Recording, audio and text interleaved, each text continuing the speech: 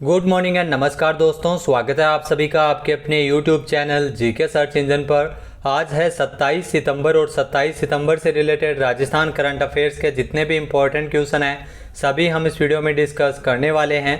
तो पूरा वीडियो बहुत ध्यान से देखना और वीडियो के एंड में मैं आपसे क्वेश्चन पूछूंगा जिसका आंसर आपको कमेंट बॉक्स में देना है। कल के वीडियो में मैंने आपसे एक क्वेश्चन पूछा था जो था हाल ही में राष्ट्रपति द्रौपदी मुर्मू द्वारा राजस्थान से किसे एनएसएस अवार्ड 2022 से सम्मानित किया गया था। तो राजस्थान की डॉक्टर सरोज मीणा को यह पुरस्कार दिया गया था, यानी कि ए ऑप्शन इसका बिल्कुल सही था। जिन दोस्तों ने ए ऑप्शन कमेंट बॉक्स में सही जवाब दिया था उनको हार्दिक शुभकामनाएं। भरतपुर जिले के भुसावर से है डॉक्टर सरोज मीणा, जिनको राष्ट्रपति द्रौपदी मुर्मू द्वारा एनएसएस अवार्ड से नवाजा गया था। जी हां, दिल्ली के राष्ट्रपति भवन में आयोजित समारोह में डॉक्टर सरोज मीणा ने यह पुरस्कार राष्ट्रपति द्रौपदी मुर्मू से प्राप्त किया था। भारत सरकार द्वारा राष्ट्रीय सेवा योजना अवार्ड की घोषणा वो की गई थी, जिसमें देश भर के 10 लोगों को यह पुरस्कार दिया गया था। डॉक्टर सरोज मीणा ने राज्य सरकार की जन कल्याणकारी योजना को आम जन के समक्ष रखते हुए इन्होंने जागरूक किया और कोरोना काल में भी इन्होंने बेहतर कार्य किया था। तो इनको देखते हुए ये सम्मानित किया गया। इनको एनएसएस अवार्ड 2022 मिला है। इसके अलावा राष्ट्रीय सेवा योजना 2020-21 में भी ये जो राष्ट्रीय गणतंत्र दिवस की जो परेड है इस शिविर में राजस्थान की तरफ से प्रतिनिधित्व कर चुकी है। तो चलिए स्टार्ट करते हैं आज के करंट अफेयर्स। पहला क्वेश्चन है, राजस्थान के किस जिले में उत्तर भारत का पहला और सबसे बड़ा उत्कृष्ट जो पंचकर्म चिकित्सा केंद्र कहाँ स्थापित किया जाएगा। तो इसकी स्थापना बूंदी में की जाएगी, यानी कि बी ऑप्शन इसका बिल्कुल सही हो जाएगा। आइए जानते हैं इंपॉर्टेंट फैक्ट्स। तो राजस्थान के बूंदी में उत्तर भारत का, जी हाँ, उत्तर भारत का पहला और सबसे बड़ा उत्कर्ष पंचकर्म चिकित्सा केंद्र है वो स्थापित किया जा रहा है। इसके लिए 52 करोड़ रुपए के प्रस्ताव है वो तैयार किए गए हैं और केंद्र सरकार को भेजे गए हैं। जल्द ही इस प्रस्ताव को मंजूर किया जाएगा। प्रस्ताव को मंजूरी मिलने के बाद केरल की तर्ज पर पंचकर्म चिकित्सा केंद्र में मरीजों को विश्व स्तरीय आवासीय सुविधा के साथ पंचकर्म चिकित्सा सुविधाएं मिल सकेगी। वर्तमान में बूंदी के एक छोटे से पुराने भवन में मरीजों का यह पंचकर्म है वो यहाँ पर किया जा रहा है। तो राजस्थान में उत्तर भारत का पहला और सबसे बड़ा पंचकर्म केंद्र बूंदी जिले के सिलोर गांव में बनाया जाएगा। इसके लिए 13 बीघा जमीन का चयन कर सरकार को आवंटन का प्रस्ताव है वो दिया गया है। इस केंद्र में मरीजों को भर्ती किया जाएगा और इस कैंपस में आयुर्वेदिक दवाइयाँ बनाई जाएगी और यहाँ पर कई तरीके की जो सुविधाएँ हैं वो मौजूद रहेगी। बूंदी जिले की जो ये परियोजना है वो इतनी महत्वपूर्ण है कि यहाँ देश विदेश से हजारों की संख्या में देशी विदेशी पर्यटक आते हैं और इनके इलाज के लिए पंचकर्म इकाई है वो यहाँ पर पहुँचते हैं। अगला क्वेश्चन है, राजस्थान में मुख्यमंत्री लघु उद्योग प्रोत्साहन योजना के लिए सीएम अशोक गहलोत ने कितने करोड़ रुपए के अतिरिक्त वित्तीय प्रस्ताव को स्वीकृति प्रदान की है। तो मुख्यमंत्री अशोक गहलोत द्वारा 100 करोड़ रुपए के मुख्यमंत्री लघु उद्योग प्रोत्साहन योजना के लिए जो वित्तीय स्वीकृति के प्रस्ताव को मंजूर किया गया है, यानी कि सी ऑप्शन इसका बिल्कुल सही है। आइए जानते हैं इंपॉर्टेंट फैक्ट्स। तो राजस्थान के मुख्यमंत्री अशोक गहलोत ने राजस्थान में मुख्यमंत्री लघु उद्योग प्रोत्साहन योजना, इस योजना के लिए 100 करोड़ रुपए के अतिरिक्त वित्तीय प्रावधान को स्वीकृति प्रदान की है। इस योजना के सुगम संचालन में इससे सहायता मिलेगी और लाभार्थियों का दायरा भी बढ़ेगा। पूर्व में इस योजना पर 58 करोड़ रुपए की स्वीकृति वो जारी की जा चुकी है। राज्य सरकार द्वारा इस योजना के अंतर्गत 10 करोड़ रुपए का जो ऋण है वो प्रदान किया जाएगा। राज्य के नागरिकों को रोजगार के नए साधन उपलब्ध करवाने के लिए बैंक के माध्यम से दिए गए ऋण के ब्याज धनराशि में अनुदान भी इसमें दिया जाएगा। योजना का जो मुख्य उद्देश्य है, नागरिकों के द्वारा स्वयं के उद्योग स्थापित करने पर आधुनिकीकरण, जो कम लागत पर ऋण उपलब्ध करवाकर रोजगार के नए साधनों का सर्जन किया जा सके, जिसके माध्यम से रोजगार हेतु सुगम ऋण की व्यवस्था उपलब्ध हो सके। मुख्यमंत्री लघु उद्योग प्रोत्साहन योजना जो 17 दिसंबर 2019 से इसकी शुरुआत हुई थी। तो ये आप जरूर ध्यान रखना, इस योजना की शुरुआत मुख्यमंत्री लघु उद्योग प्रोत्साहन योजना जो 17 दिसंबर 2019 से शुरू हुई थी और 31 मार्च 2024 तक इस योजना के कार्य को विशेष रूप से प्रभावशाली बनाया जाएगा। नेक्स्ट है, राजस्थान में नवगठित केंद्रीय पेंशन वितरण एवं मॉनिटरिंग सेल के लिए कितने नवीन पदों के सर्जन को मंजूरी सीएम अशोक गहलोत द्वारा प्रदान की गई है। तो इसके लिए 16 नवीन पदों के सर्जन को मंजूरी सीएम अशोक गहलोत ने प्रदान की है, यानी कि सी ऑप्शन इसका बिल्कुल सही है। आइए जानते हैं इंपॉर्टेंट फैक्ट्स। तो राजस्थान के मुख्यमंत्री अशोक गहलोत ने पेंशन और पेंशनर्स कल्याण विभाग में नवगठित केंद्रीय पेंशन वितरण एवं मॉनिटरिंग सेल के लिए 16 नए पदों के सृजन को मंजूरी प्रदान की है। सीएम अशोक गहलोत की इस मंजूरी से इस विभाग में सहायक लेखा अधिकारी ग्रेड फर्स्ट और कनिष्ठ लेखा अधिकारी के 8 पदों का सृजन है वो हो गया है। पेंशन एवं पेंशनर्स कल्याण विभाग में केंद्रीय पेंशन वितरण एवं मॉनिटरिंग सेल का गठन किया गया है और इसमें पेंशनर्स के जो ऑटोमेटिक बिल है वो जनरेट हो सकेंगे और पेंशनर्स को भुगतान सुचारू रूप से किया जा सकेगा। नेक्स्ट है, देश की पहली semi high speed bullet train Vande Bharat Rajasthan के कितने जिलों में 180 किलोमीटर प्रति घंटे की रफ्तार से दौड़ेगी। आपको बता दीजिए जो ट्रेन है सेमी जो हाई स्पीड बुलेट ट्रेन है वंदे भारत जो राजस्थान के 4 जिलों में, जी हाँ 4 जिलों में 180 किलोमीटर प्रति घंटे की रफ्तार से दौड़ने वाली है। आइए जानते हैं इंपॉर्टेंट फैक्ट्स। तो जल्द ही देश की पहली semi high speed bullet train Vande Bharat जो राजस्थान के 4 बड़े शहरों में 180 किलोमीटर प्रति घंटे की रफ्तार से दौड़ने वाली है। इतनी रफ्तार के बावजूद ट्रेन के अंदर भरे गिलास में पानी की एक बूंद भी नहीं निकलेगी, यानी कोई झटका नहीं लगेगा। स्पीड इसकी 180 किलोमीटर प्रति घंटा होगी। यह ट्रेन जयपुर, जोधपुर, कोटा और उदयपुर, जी हाँ जयपुर, जोधपुर, कोटा, उदयपुर शहरों से चलेगी। यह दिल्ली तक चलेगी और इसकी जो गति के कारण यात्रियों का जो कीमती समय है वो बच सकेगा। जयपुर से दिल्ली में पहुंचने में 4.5 घंटे से ज़्यादा का समय लगता है। इस ट्रेन से जो ये यात्रा की दूरी है वो 1 घंटे 45 मिनट में ही यात्रा हो पाएगी, यानी स्पीड इसकी बहुत ज़्यादा है।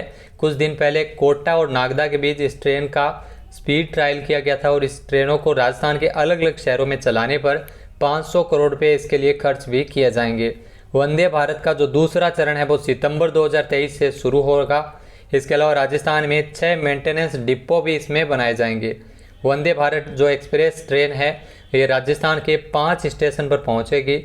जयपुर, मदार, अजमेर, उदयपुर, गंगानगर और जोधपुर में मेंटेनेंस डिपो स्थापित किए जाएंगे। नेक्स्ट क्वेश्चन है, राजस्थान में भूमि अवाप्ति प्रक्रिया में अनावश्यक भूमि को अवाप्ति से मुक्त करवाने के लिए गठित मंत्रिमंडलीय समिति में संयोजक किसे बनाया गया है। तो इसमें संयोजक शांति कुमार धारीवाल को बनाया गया है, यानी कि बी ऑप्शन इसका बिल्कुल सही है। आइए जानते हैं इंपॉर्टेंट फैक्ट्स। तो राजस्थान के मुख्यमंत्री अशोक गहलोत द्वारा भूमि अवाप्ति प्रक्रिया में अनावश्यक रूप से जो अवाप्ति से भूमि को मुक्त करवाने के लिए मंत्रिमंडलीय समिति का गठन किया गया। जी हाँ, भूमि अधिग्रहण के जो अनावश्यक भूमि को अधिग्रहण करने के लिए सरकार द्वारा मंत्रिमंडलीय जो समिति का गठन किया गया है और इस समिति के संयोजक बनाए गए हैं स्वायत्त शासन मंत्री शांति कुमार धारीवाल। नेक्स्ट क्वेश्चन है, हाल ही में साल 2023 का अंतर्राष्ट्रीय ऊंट उत्सव बीकानेर में कब आयोजित किया जाएगा। तो वर्ष 2023 में अंतर्राष्ट्रीय ऊंट उत्सव है वो बीकानेर में आयोजित किया जाएगा और इसका आयोजन 14 से लेकर 15 जनवरी 2023 को होगा, यानी कि ए ऑप्शन इसका बिल्कुल सही है। आइए जानते हैं इंपॉर्टेंट फैक्ट्स। तो वर्ष 2023 का अंतर्राष्ट्रीय ऊंट उत्सव 14 और 15 जनवरी 2023 को राजस्थान के बीकानेर में आयोजित किया जाएगा। जिला कलेक्टर भगवती प्रसाद कलाल ने कलेक्ट्रेट सभागार में जिला पर्यटन विकास समिति की बैठक में जानकारी दी है।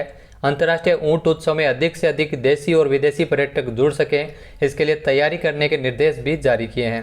कोरोना काल के बाद पहली बार है जब निर्धारित कैलेंडर के अनुसार ही इस ऊंट उत्सव का आयोजन है वो बीकानेर में 14 से लेकर 15 जनवरी 2023 तक किया जा रहा है।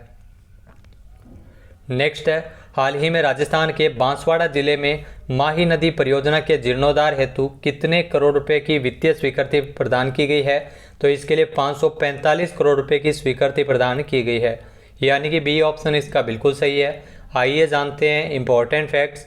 तो राजस्थान के मुख्यमंत्री अशोक गहलोत ने बांसवाड़ा जिले में माही परियोजना के जीर्णोद्धार के विभिन्न कार्य करवाने के लिए 545 करोड़ रुपए की वित्तीय स्वीकृति प्रदान की है। इस कार्य से लगभग 80,000 हेक्टेयर भूमि के सिंचाई जल की दक्षता में वृद्धि होगी। बांसवाड़ा जिले की तहसील बांसवाड़ा, घाटोल, गड्डी, आनंदपुरी, बागीदोरा, तलवाड़ा, अर्थूना में परियोजना के कमांड क्षेत्र में किसानों को लाभ मिलेगा। उन्हें सिंचाई के लिए आवश्यक जल की उपलब्धता सुनिश्चित हो सकेगी। सीएम अशोक गहलोत की स्वीकृति से बाईं और दाईं जो मुख्य नहर के सहित कुल इसमें 7 नहरी तंत्रों का सुदृढ़ीकरण और जीर्णोद्धार किया जाएगा। नेक्स्ट है, हाल ही में मुख्यमंत्री निःशुल्क निरोगी राजस्थान योजना कब से पूरे राजस्थान में लागू हो गई है। तो इस योजना की शुरुआत है वो राजस्थान में 1 मई 2022 से राजस्थान में मुख्यमंत्री निःशुल्क निरोगी राजस्थान योजना लागू हो गई है, यानी कि ए ऑप्शन इसका बिल्कुल सही है। इम्पोर्टेंट क्वेश्चन है वो एग्जाम में ये आजकल क्वेश्चन पूछा जा रहा है, तो आप जरूर ध्यान रखिएगा। योजना से क्वेश्चन काफ़ी सारे बनते हैं। तो मुख्यमंत्री निःशुल्क निरोगी राजस्थान योजना 1 मई 2022 से पूरे राजस्थान में लागू हो गई है। आइए जानते हैं इम्पोर्टेंट फैक्ट्स। तो मुख्यमंत्री निःशुल्क निरोगी राजस्थान योजना जो 1 मई से पूरे राजस्थान में लागू हो गई है, इसमें सरकारी अस्पतालों में ओपीडी तथा आईपीडी मरीजों की समस्त दवाइयां और जांचें हैं वो निःशुल्क रहेगी। जहां 1 मई से ओपीडी और आईपीडी सेवाएं हैं वो प्रदेशवासियों के लिए पूरी तरह निःशुल्क कर दी गई है। 1 माह की अवधि में इस व्यवस्था का ड्राई रन है वो करके देखा गया था 1 अप्रैल से 1 मई तक। इस दौरान जो आने वाली समस्याओं को दूर किया गया। अब इस योजना का जो औपचारिक प्रारंभ है वो 1 मई से राजस्थान में शुरू कर दिया गया है। नेक्स्ट क्वेश्चन है, हाल ही में साल 2023 में ब्रिक्स शिखर सम्मेलन की अध्यक्षता कौन सा देश करेगा? तो वर्ष 2023 के लिए ब्रिक्स शिखर सम्मेलन की अध्यक्षता करने वाला है दक्षिणी अफ्रीका, यानी कि सी ऑप्शन इसका बिल्कुल सही है। आइए जानते हैं इम्पोर्टेंट फैक्ट्स। तो ब्रिक्स देशों जिसमें रूस, भारत, चीन, ब्राज़ील जिसमें और दक्षिण अफ्रीका भी शामिल है, तो ब्राज़ील सहित जो विदेश मंत्रियों के 2023 में ब्रिक्स की अध्यक्षता और 15वें शिखर सम्मेलन के आयोजन के लिए दक्षिण अफ्रीका को अपना पूर्ण समर्थन दिया है। यानी दक्षिण अफ्रीका में इस ब्रिक्स का शिखर सम्मेलन का आयोजन है वो किया जाएगा।